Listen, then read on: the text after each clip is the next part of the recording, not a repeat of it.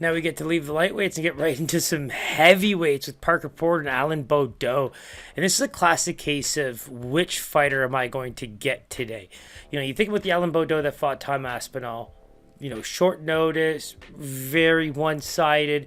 Then he goes and fights Rodrigo Nascimento. Much better first round, highly competitive, gets finished in the second, but then the fight gets overturned because of Rodrigo's getting pinched situation. So, very interesting start to his UFC career. Another MMA factory Frenchman. So for me, je suis un peu, j'aime les Français un peu parce que mon français n'est pas mal aussi.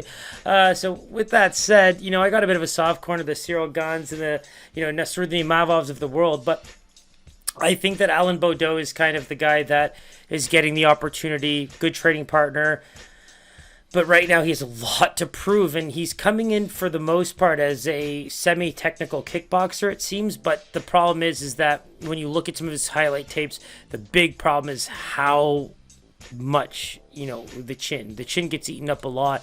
And Parker Porter is going to go in there like Mike Tyson, right? So the way I see this fight playing out quite a bit is Parker Porter kind of getting in close to fill some serious bombs in there and find that finish, whereas Alan Baudot needs to do everything in his power to keep his distance and use a technical style of kickboxing. Now, he just happens to be friends and brothers with a person that could be the best to ever do it at the heavyweight weight class. So I think that he's in good hands, but, that classic saying of taking the horse to the water but not forcing it to drink, blah, blah, blah, blah, blah.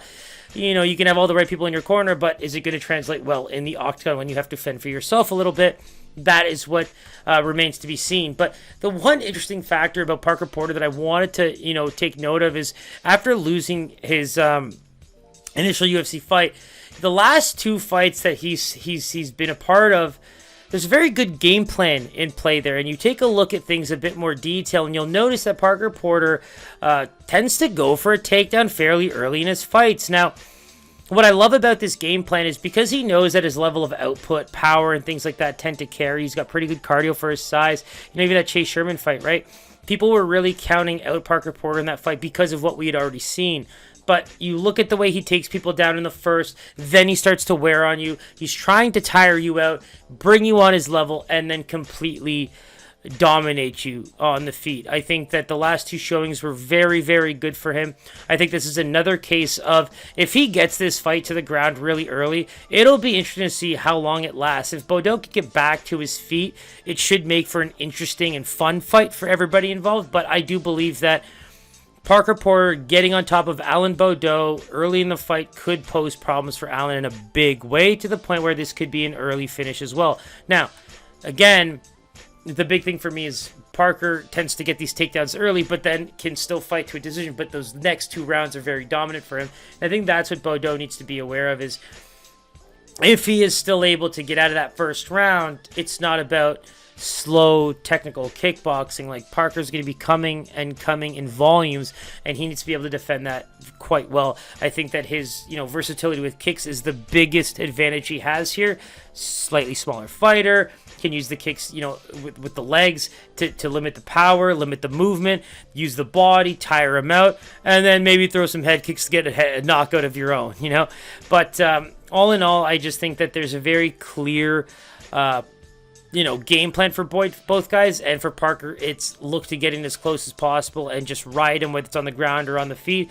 And Baudot, it's point fighting in the most stylistic way you ever have, with your chin tucked and IQ at the best it's ever been. So for me, I'm going to go with Parker Porter as a minus 200. I think it's super fair based on what we've seen from Alan Baudot in the past. I think he right now is fighting off a UFC contract, and in my deepest of personal thoughts, I hope he gets the win. I think that Parker Porter's put on enough of a show to, merit a heavyweight spot in the UFC's weight class, but in this case, I really want to see Alan, really prove himself. But minus 200 for Parker. Let's take a look here.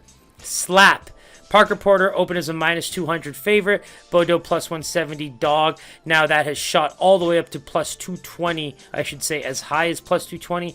And Parker Porter now is between a minus 250 and minus 260 favorite across the board. So we know where that one.